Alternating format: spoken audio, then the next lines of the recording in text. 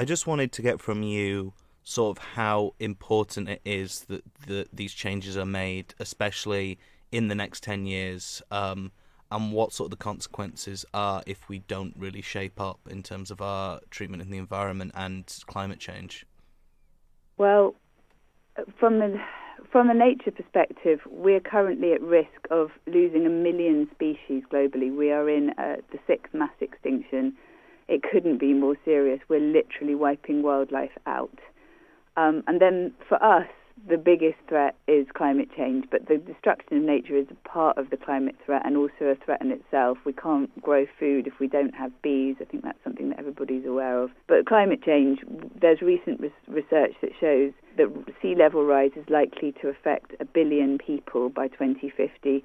We know in the UK that coastal damage to our coastal ecosystems combined with climate change is going to cause £12 billion of damage a year if we don't start restoring nature and tackling climate change. And those are just snapshots of what it's going to mean for us. We know it's going to be harder to grow food. We know there's going to be more extreme weather. We know there's going to be sea level rise, more flooding. It's just we absolutely are dependent on nature for our survival. We've got to bring it back so that we can take on climate change, and we've got to stop depending on fossil fuels to fuel the way that we live. And we can do that. All of that's totally possible, but we have to do it really quickly. The scientists are saying we've got about 10 years to really, really transform things. So this next 10 years couldn't be more important. I wanted to maybe bring it back a bit more sort of to England and the UK a bit, because part of your research showed that a lot of people haven't seen various animals that are sort of synonymous with the British Isles. Do you want to maybe tell me a bit about that? Yeah, it's incredibly sad, but also not that surprising. The statistics that we've got, the polling that we've done, show that 40% of the British public have never seen a sparrow. We've got, or if they have, they don't know it. We've got in the northeast, we've seen that there are 20% of people have never seen a hedgehog. 28% of people said they couldn't identify a robin. We're not surprised about this. We think it's incredibly sad, but we're not surprised because the UK is actually one of the most nature-depleted countries in the world, and our wildlife is in free fall here, as wildlife is globally. We've lost 50% of our hedgehogs in the last 20 years. We've got thousands and thousands of species that are at risk of extinction.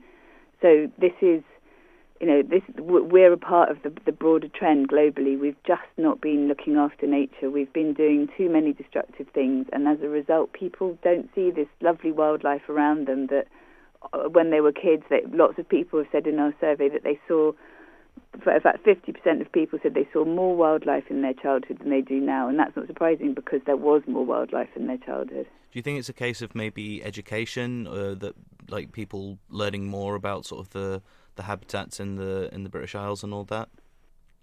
Well, I think getting people to understand what extraordinary wildlife we have here is really important for helping them to value it and helping them to want it to come back, and helping them to get practically involved in restoring nature is something that everybody can do, even just in your garden. But I also think what I want is a future, what we want at WWF is a future where there is just abundant nature again, where we're surrounded by ecosystems, even in our cities, where we've got hedgehogs thriving, where we've got sparrows.